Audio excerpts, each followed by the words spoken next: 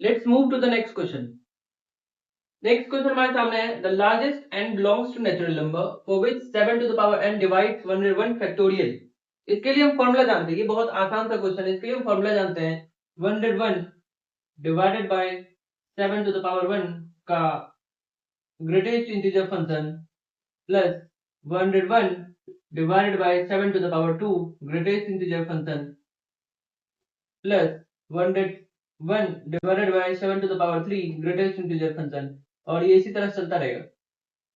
तो यहाँ पे हम देख रहे हैं कि इसका वैल्यू क्या हो जाएगा ग्रेटेस्ट इंटीजर, तो 14 पॉइंट समथिंग होगा, तो 14 ही होना है क्योंकि 14.00 वैल्यू जो है हमारे लिए 14 पॉइंट समथिंग वैल्यू जो है हमारे लिए ग्रेटेस्ट इंटीजर फंक्शन में 14 ही आना है।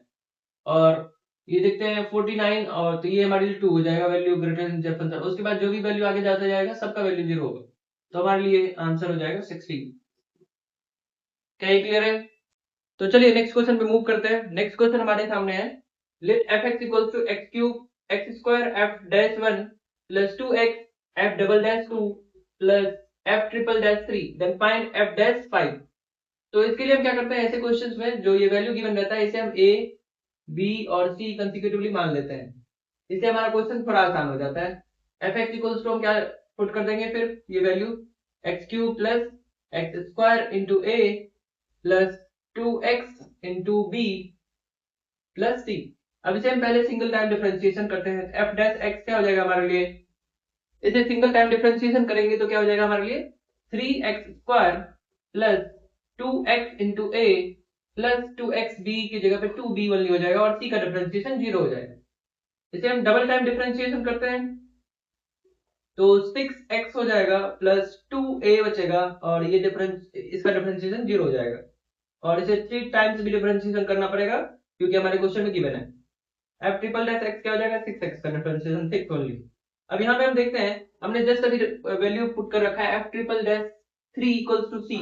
क्या यहाँ पे अगर हम पुट कर दें x इक्वल्स टू 3 तो क्या हमारे पास ये f triple dash 3 equals to 6 हो गया। इसका मतलब c इक्वल्स टू 6, इससे यहाँ पता चलता है हमें c इक्वल्स टू 6 आ गया।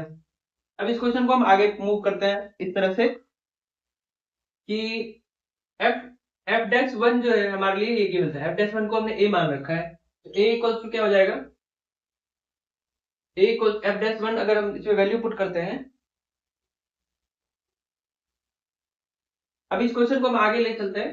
जैसे f डैश 1 है हमारे लिए गिवन a, तो हम इसमें क्या करते हैं पुट करते हैं पुट x इक्वल्स टू 1, तो क्या हो जाएगा f dash 1 equals to f dash 1 equals to क्या हो जाएगा 3 इंटू 1, तो 3 प्लस 2a प्लस 2b, और ये f डैश 1 किसके इक्वल था, a के इक्वल था, तो हम लिख देंगे a equals to 3 plus 2a plus 2b।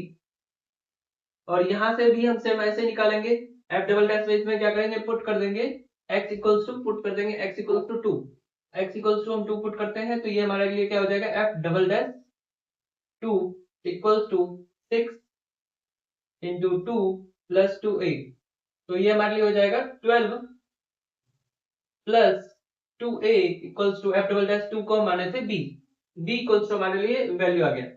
अब इस b का वैल्यू हम a में सब्स्टिट्यूट कर दें, इस a का वैल्यू हमारे लिए क्या आ जाएगा, फिर a equals to 3 plus 2a plus 2b की जगह पे हम b के जगह पे ये वैल्यू सब्स्टिट्यूट कर दें, तो क्या कर देंगे 2 इंटू बी की जगह पर रख देंगे 12 प्लस 2a। क्या यहाँ तक क्लियर है? अब a का वैल्यू यहाँ से हम सॉल्व करते हैं, a इक्वल्स टू क्या हो जाएगा हमारे लिए, तो 3 plus 2a plus 12 to 24 plus 2 to 4a, तो सॉल्व होके हो जाएगा 4a plus 2a 6a minus a, तो 5a इक्वल्स टू 24 प्लस 3 तो 27 हो जाएगा, और ये जो होगा 4 टू 6 माइनस 1 तो माइनस 5a हो जाएगा, a इक्वल्स टू आ जाएगा a equals to minus 27 upon 5। अब देखिए क्वेश्चन में क्या कह रहा है, क्वेश्चन कह रहा है find the value of f5, तो f5 के लिए हम यहाँ पे लिखते हैं नाउ f डैश 5 हमें निकालना है। f डैश 5 के लिए हमें क्या करना होगा, इस वाले इक्वेशन में 5 वैल्यू पुट करना होगा। इसमें हम पुट कर दें अगर x इक्वल्स टू 5 तो क्या हो जाएगा f डैश 5 इक्वल्स टू क्या हो जाएगा 3 into 25 plus 10 into a plus 2b।